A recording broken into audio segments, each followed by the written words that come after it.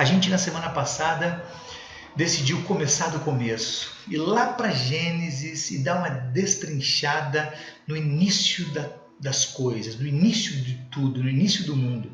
E a gente parou para estudar na semana passada o capítulo 1. Nós destacamos 7 pontos a partir dos 7 dias da criação. 6 dias Deus trabalhou e um dia ele descansou. Então a gente destacou 7 pontos importantes a respeito da criação.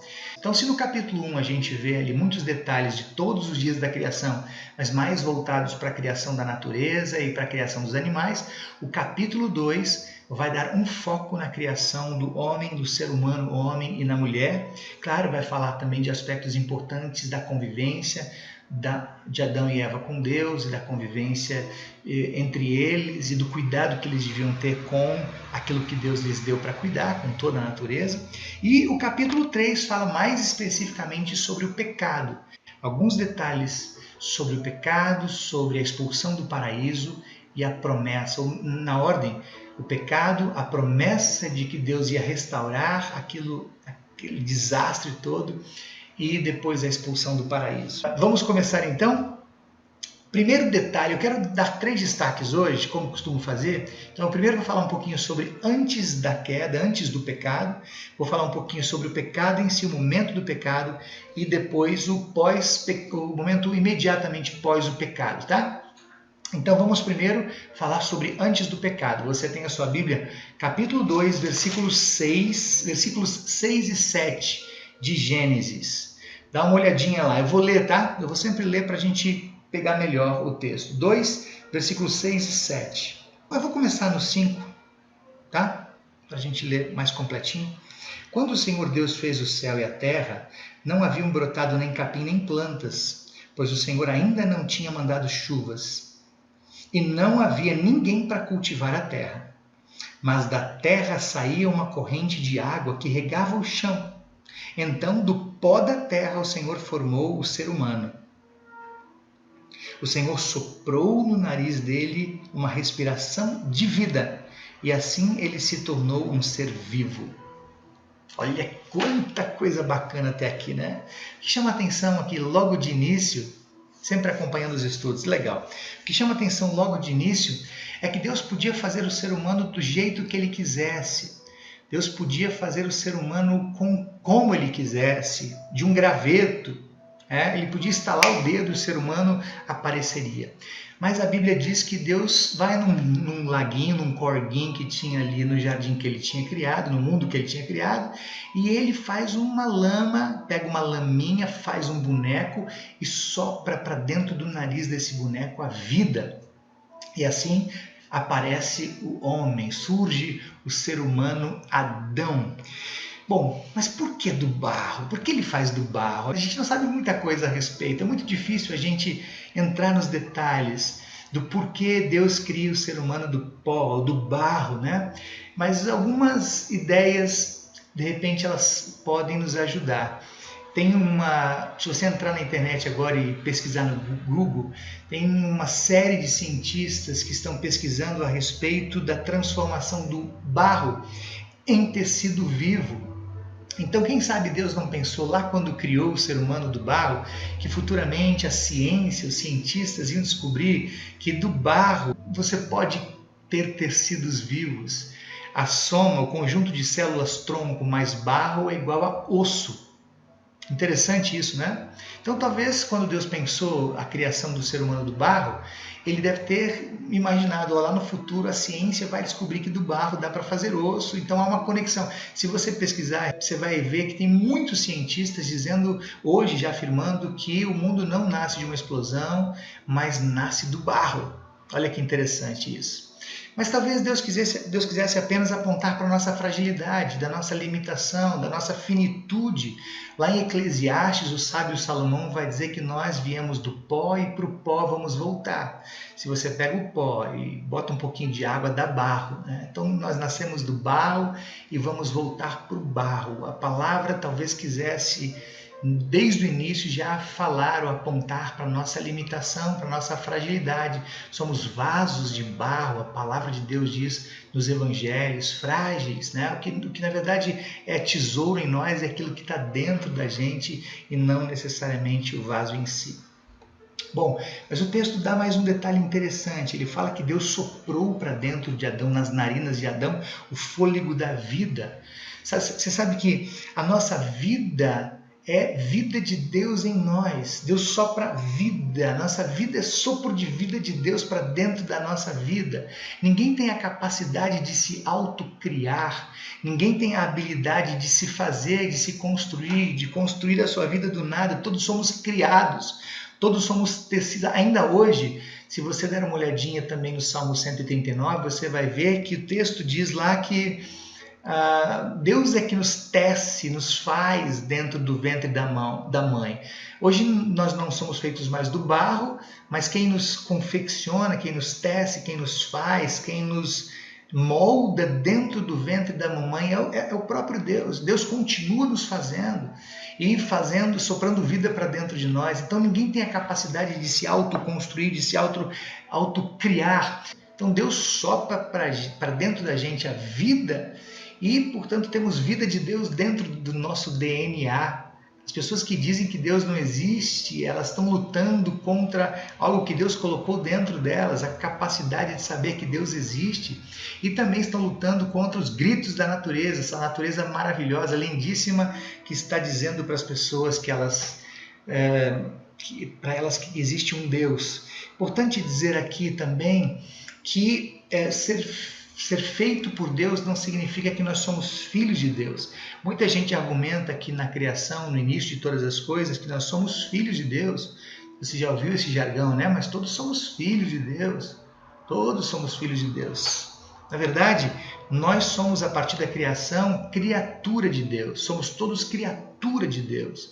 Deus fez a todas as pessoas. Ninguém foi capaz de se autocriar, se autofazer. E nós nos tornamos filhos quando nós nascemos de novo. A gente falou sobre isso no domingo. Então, se num primeiro nascimento nós somos criatura de Deus, quando nascemos do pai e da mãe, nós nos tornamos filhos quando nascemos de novo, nascemos do Espírito, nascemos da água e do Espírito. Bom, vamos para os versículos 8 e 9. Até aí deu para pegar, né? 8 e 9. Depois o Senhor Deus plantou um jardim na região do Éden, no leste, e ali pôs o ser humano que havia formado. O Senhor fez com que ali crescessem árvores lindas de todos os tipos que davam frutas boas para se comer. No meio do jardim, ficava a árvore da vida e também a árvore que dá conhecimento do bem e do mal. Até aqui, alguns detalhes importantes. Primeiro, que Deus criou um jardim perfeito, um lugar maravilhoso, e colocou lá dentro deste jardim, com muitas árvores frutíferas, colocou Adão e Eva. Eles iam morar ali, iam cuidar daquele jardim. Tudo era muito lindo, tudo era maravilhoso, as frutas eram saborosérrimas, as frutas não estragavam, olha que coisa incrível, né? Não tinha pecado, nada era ruim, tudo era perfeito.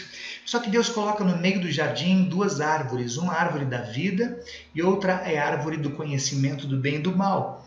E Deus diz para Adão e Eva, faz um contrato, faz um combinado com eles, de que eles podiam comer de todas as frutas do jardim, de absolutamente todas, mas eles não podiam comer da árvore do conhecimento do bem e do mal. Versículos 16 e 17, 2, 16 e 17, vamos ler? O texto diz assim: E o Senhor Deus deu ao homem a seguinte ordem: você pode comer as frutas de qualquer árvore do jardim, menos da árvore que dá o conhecimento do bem e do mal. Não coma a fruta dessa árvore, pois no dia em que você a comer, certamente morrerá. O que é importante a gente destacar aqui nos versículos 16 e 17 é que Deus dá essa ordem antes de a Eva ter sido criada. Você tinha prestado atenção nisso? A Eva vai ser criada no versículo 18. Então Deus dá a ordem de que Adão e Eva não devessem comer para Adão. Deus chama Adão e diz ali o texto, Deus diz ao homem: dessa árvore vocês não devem comer. porque se vocês comerem, vocês morrerão. Morte aqui não significa morte física, tanto é que eles comeram e não morreram. Morte aqui significa morte espiritual. Você morre para Deus, morre para o relacionamento com Deus. Tanto é verdade que se você depois quiser acompanhar lá no capítulo 3, nos versículos 8 e 9, todo dia Deus descia no jardim para bater um papo com Adão e Eva. Os gaúchos dizem que Deus descia para tomar um mate, uma cuia, né? Os mineiros diziam que Deus descia para comer um pãozinho de queijo. E nesse dia, quando Deus desce para bater um papo com Adão e Eva, quando eles pecam, quando eles comem da árvore proibida, da fruta proibida, eles então ficam escondidos. E Deus pergunta: Adão e Eva, onde é que vocês estão? Onde é que vocês estão? Claro que Deus sabia onde eles estavam, né?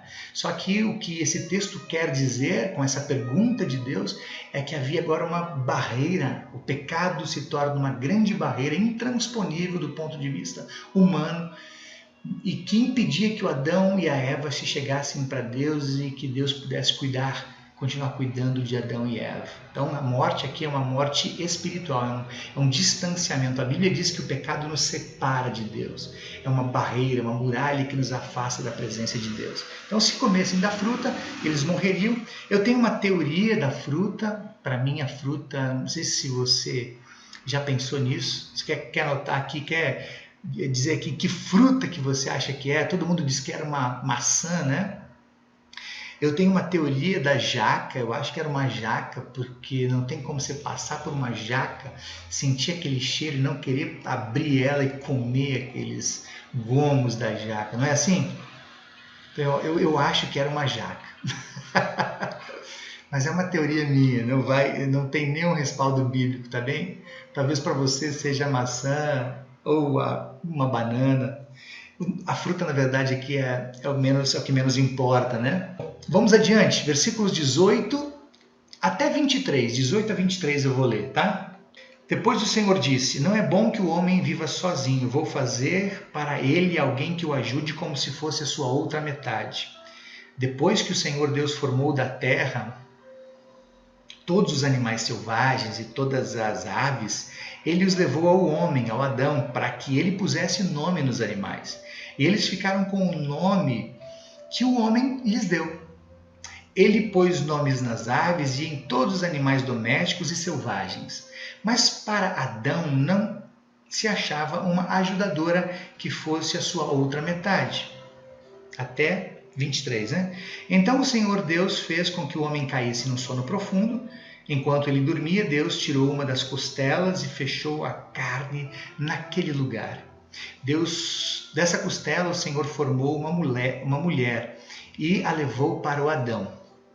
Então o homem disse: agora sim, esta é a carne da minha carne e o osso dos meus ossos. Ela será chamada de mulher. Olha que nome bonito, mulher. Porque Deus a tirou do homem. Versículo 23, até aqui.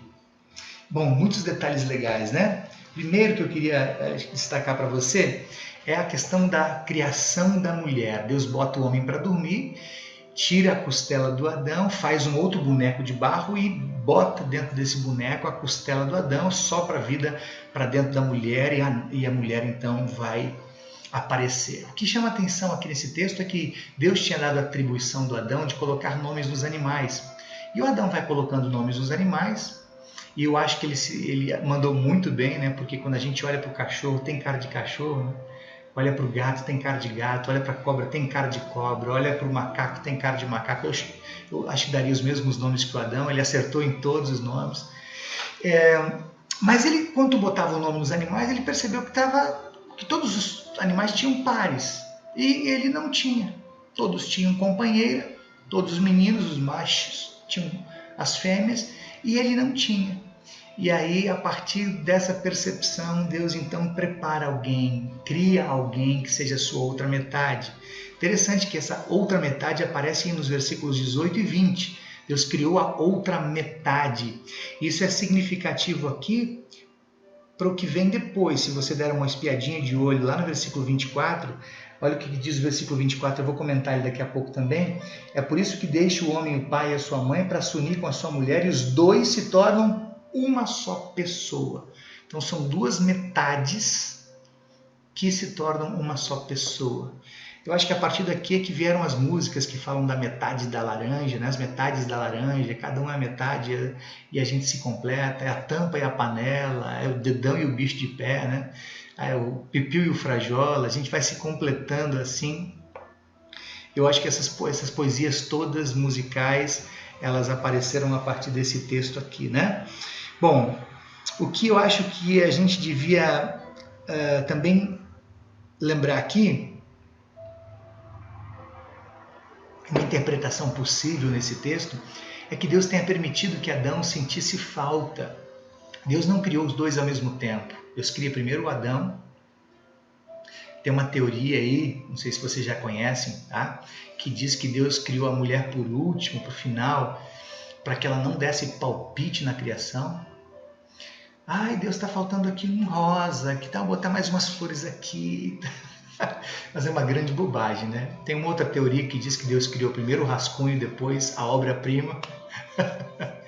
Então, o que eu ia chamar a atenção aqui? Que Deus cria o ser humano Adão e faz ele perceber a ausência de uma companheira. Quando ele percebe, ele está olhando, dando nome para os animais, percebe que todos têm pares, ele está só, ele não tem uma companhia. Ele percebe a necessidade de alguém, percebe a necessidade, a falta de uma parceira, de uma companheira, e Deus então prepara. Deus espera ele perceber. Agora sim ele está completo, agora está tudo pronto, está tudo bem. E aí vem o versículo 23, né, que é a primeira declaração de amor que se tem notícias. Olha que declaração de amor. Se você não tinha se apercebido disso, então eu vou chamar a atenção para o versículo 23. Olha que declaração que o Adão faz. Não tem como você não se derreter diante disso. Olha o que ele fala ali. Agora sim, essa é carne da minha carne e osso dos meus ossos. Qual a mulher que, ouvindo essa declaração, não fica de queixo caído? O Adão ficou apaixonado por aquela mulher linda que Deus tinha colocado diante dele. Algumas pessoas dizem que era só a que tinha, então ele ia ficar com ela mesmo, né? Mas era tudo perfeito. O Adão era bonitão, a Eva era bonitona, e eles então começam a trocar carinhos e declarações de amor. Eu não sei se você já usou algum texto para se declarar. Sabe que a primeira declaração de amor que eu fiz para minha esposa foi um texto bíblico, Cantares 4:9, que diz assim: com um só dos teus olhares arrebataste o meu coração. Na linguagem de hoje, com um só olhar, você roubou o meu coração. Se você está com dificuldade de achar uma frase de impacto, de fazer uma declaração, de criar, usa um texto bíblico que é certeiro, é batata, não tem erro, tá bem? Fica aí essa dica, do texto. Você de repente usa o texto, né, a declaração do Adão, essa é osso dos meus ossos, é carne da minha carne, ou você vai lá para Cantares, que tem muitas declarações legais por lá. Vamos adiante, versículo 24, aqui o casamento, texto clássico para o casamento. É por isso que o homem deixa o seu pai e a sua mãe para se unir com a sua mulher, e os dois se tornam uma só pessoa. Esse é o texto, para quem não sabe, aqui estão os dois momentos importantes do casamento. Primeiro, você deixa o seu pai e a sua mãe para formar um novo núcleo familiar. Então, quando você vai casar, você sai de casa, você deixa a sua casa, a sua esposa, a sua namorada, a noiva, deixa a casa dela e vocês vão para um novo lugar, vão formar um novo núcleo familiar. E aí vocês vão se unir. A união aqui é a união sexual, a união do amor, que é o que sela o casamento. Eu não sei se você sabe, você quer que eu explore isso um pouquinho mais adiante, mas você sabia, vou fazer uma provocação aqui, você sabia que o casamento bíblico é o casamento civil? Você não vai encontrar em nenhum lugar na Bíblia casamento religioso. O casamento bíblico é o civil. Só para dar uma palhinha, a gente pode falar um pouco mais sobre isso em outra ocasião, que não era o momento agora, né? Mas quando os casamentos aconteciam em todo o Antigo Testamento, eles duravam 7 dias. Sabe por que eles duravam 7 dias? não para que as pessoas apenas comessem, bebessem, porque tinha muita fartura de comida e bebida, mas para que as pessoas todas da família e todos os convidados, e geralmente eram convidados todos daquela aldeia, daqueles vilarejos arredores, para que todos soubessem que aquele casal agora era um do outro.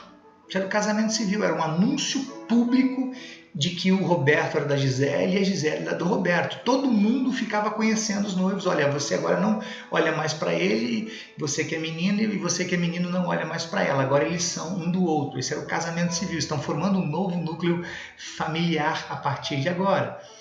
E aí tinha, em todos os casamentos, tinha a presença do sacerdote. Você lembra do casamento em Caná da Galileia? O primeiro milagre que Jesus fez, não por acaso, foi numa festa de casamento?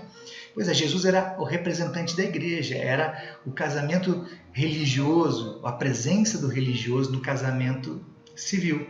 Jesus estava ali, estava abençoando aquela união, a igreja estava participando daquele momento. Então o casamento bíblico, o casamento do ponto de vista de Deus, é o casamento civil.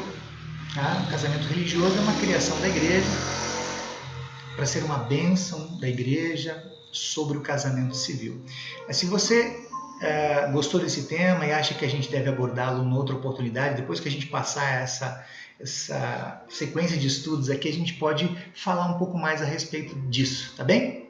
Se te interessou, pode se manifestar aí. Bom, vamos para o capítulo 3, versículos 1 e 2. A cobra era o animal mais esperto que o Senhor Deus havia feito. Ela perguntou à mulher: é verdade que Deus mandou que vocês não comessem as frutas de nenhuma das árvores do jardim? A mulher respondeu: não, podemos comer as frutas de qualquer árvore. Até aqui por enquanto, né? O que é interessante aqui a gente observar é que a cobra é uma representação da astúcia, da ousadia, da esperteza. Quem está aqui travestido de cobra é o próprio diabo. Você sabe que o diabo está tentando, é um anjo que se rebelou e agora está tentando atrapalhar tudo aquilo que Deus havia criado de perfeito, de melhor. Então a cobra, ela já começa astuta, né? Já começa provocando. O primeiro detalhe que é interessante aqui é que ela aborda a Eva. Não sei se você está lembrado, a gente falou um pouquinho antes, né? Que Deus dá essa ordem para Adão. Adão, você vai falar quando a erva... Adão nem sabia que a erva seria criada, né? Mas você não pode comer da fruta daquela árvore do conhecimento do bem e do mal. E o diabo não vai falar com Adão, ele vai falar com a Eva, que, claro, tinha recebido o recado de Adão, sabia que aquela árvore não podia ser comida. Mas é um detalhe interessante, uma astutícia do diabo. Segunda coisa que chama atenção aqui é que a cobra pergunta o seguinte: Deus não deixou, é verdade, Eva, que Deus não deixou que você comesse de nenhuma das frutas do jardim do Éden? De todas as árvores frutíferas? Olha a pergunta capciosa da cobra, né? Aí a Eva vai responder: não, a gente pode comer de todas menos de uma. Mas aqui entra um detalhe também que é interessante. A Eva já começando a inventar moda, né? A Eva vai dizer para a serpente o seguinte: olha, ele não deixou a gente nem comer e nem tocar. Sendo que lá no versículo 17 do capítulo 2, Deus tinha dito que eles não podiam comer, só comer.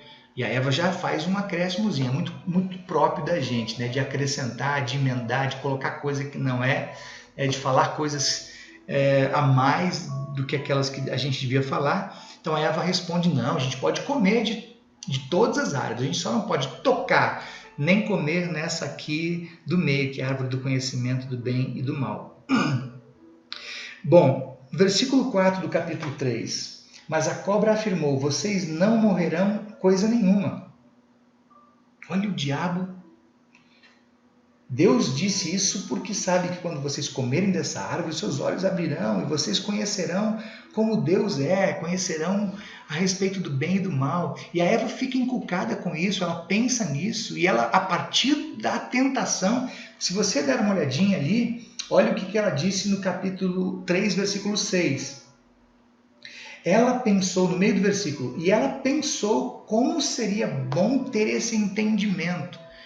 Então ela não vai só porque ela achou bonita a árvore e achou boa já antes de comer aquela fruta. Ela está pensando na sedução da cobra, ela foi realmente seduzida, ela ficou ruminando, poxa, mas Deus falou que eu não devia comer, mas a serpente está dizendo que eu posso comer, que eu vou conhecer tudo que Deus conhece, saber tudo que Deus sabe.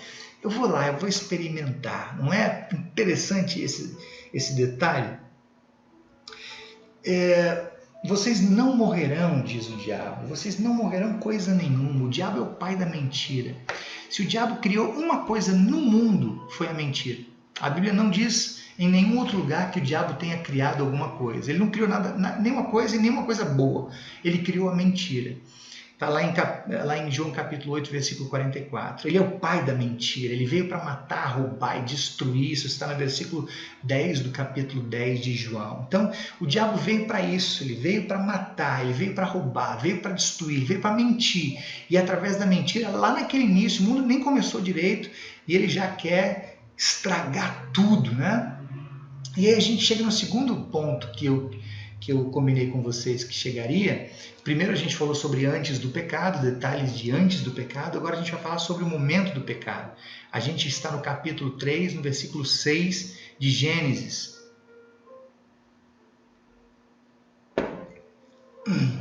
Eu acho que a gente não vai avançar muito mais aqui porque tem muito detalhe e tem pouco tempo, eu acho que vou deixar para a semana que vem. Mas o que eu queria falar sobre o pecado aqui é que no capítulo 3, no versículo 6, diz o texto assim: a mulher viu que a árvore era bonita e que as suas frutas eram boas de se comer.